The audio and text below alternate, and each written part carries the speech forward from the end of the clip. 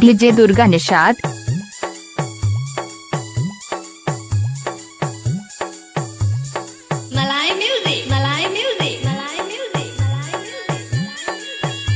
Durga Nishad DR।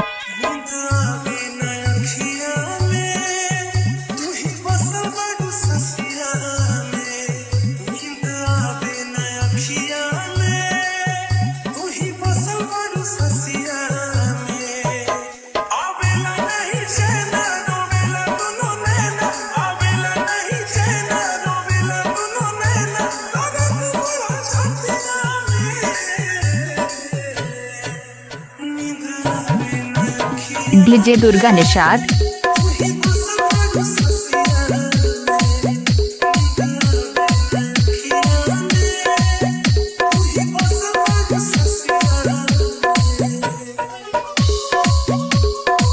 DJ Durga Nishad गांव ब्राह्मण तारा जिला फतेहपुर।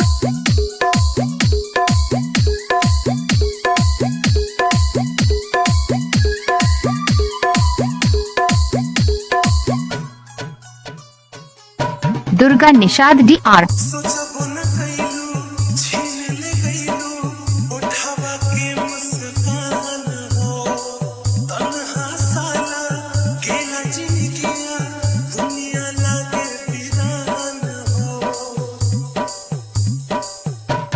डीजे दुर्गा निषाद।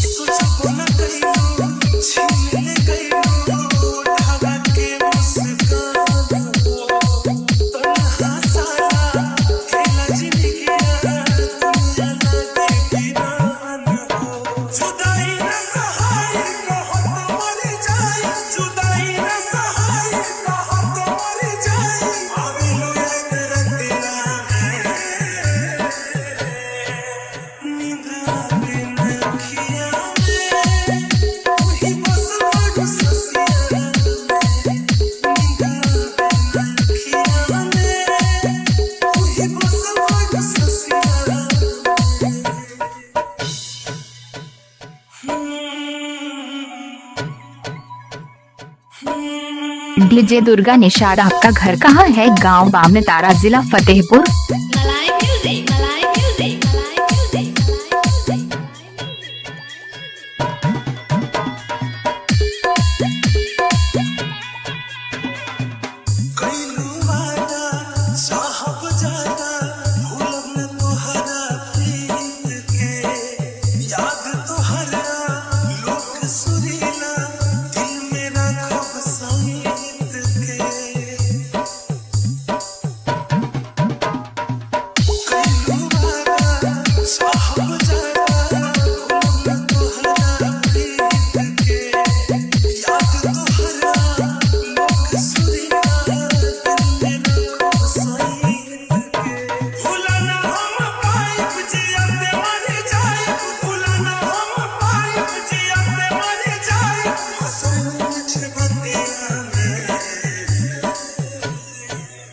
दुर्गा निषाद DR।